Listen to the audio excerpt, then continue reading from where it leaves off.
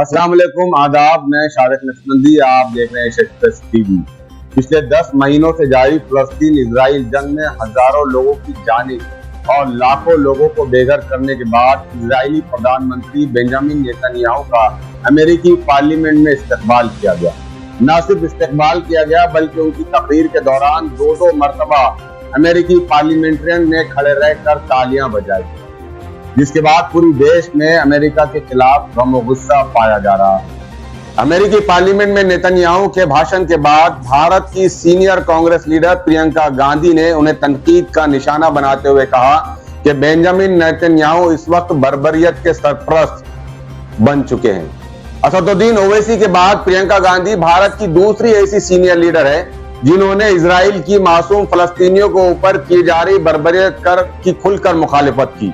उन्होंने अमेरिकी कांग्रेस को भी आड़े हाथों लेते हुए कहा कि बेंजामिन नेतन्याहू का इस तरीके से सत्कार और इस्तकबाल इस बात को दर्शाता है, यानी इस बात को बताता है कि अमेरिका भी इजराइल की फलस्तीनियों पर की जा रही जुल्म सितम और बर्बरियत के साथ खड़ा है, वो ह्यूमैनिटी के खिलाफ है।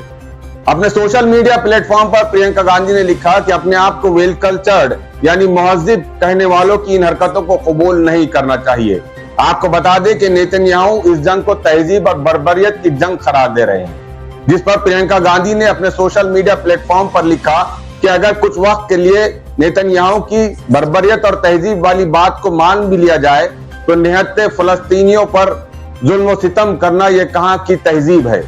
प्रियंका ने नेतन्याहू से पूछा कि फलस्तीन में मारे जा रहे खवातीन, बच्चे, बुजुर्ग, जर्नलिस्ट और अस्पतालों को निशाना बनाना यह कहां का वेल कल्चर्ड है, यह कहां की तहजीब है कि जो आपको निहत्ते लोगों के ऊपर जुल्म सितम करना और उनके साथ नाइंसाफी करना सिखाती है। आपको बता दें कि पिछले 10 माह की जंग में फलस्तीन में अब तक 40,000 से ज्यादा लोगों की जानें जा चुकी है, जिनमें 15,000 से ज्यादा मासूम फलस्तीनी बच्चे हैं। इजराइल की इसी बर्बरियत के खिलाफ भारत की फलस्तीन के तई हमदर्दी का इजहार करते हुए असदुद्दीन ओवैसी ने पार्लियामेंट में जय फलस्तीन का नारा क्या लगाया था। इसे देश के मुसलमानों से नफरत करने वाले गिरोह ने इसे हिंदू और मुस्लिम बनाने की कोशिश की थी, लेकिन अपनी इस कोशिश में वो नाकाम रहे। प्रियंका गांधी की फलस्तीन की हिमायत और इजराइल पर तनकीद करना एक वाकई काबिल तारीफ काम है। इसकी जितनी तारीफ की जाए वो कम है, क्योंकि दौरे हाजिर में भारत में हर सियासी पार्टी धर्म के नाम पर वोट हासिल करने की फिक्र में फलस्तीन पर खामोशी इख्तियार किए हुए है।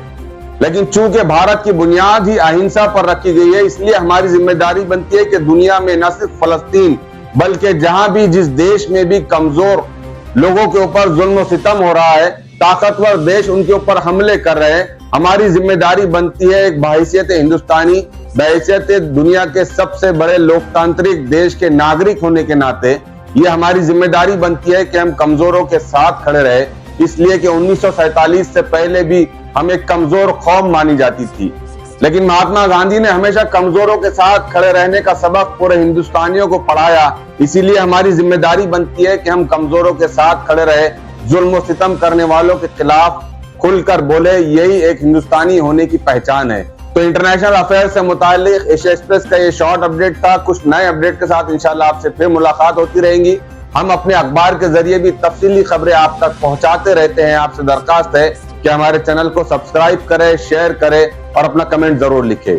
शुक्रिया।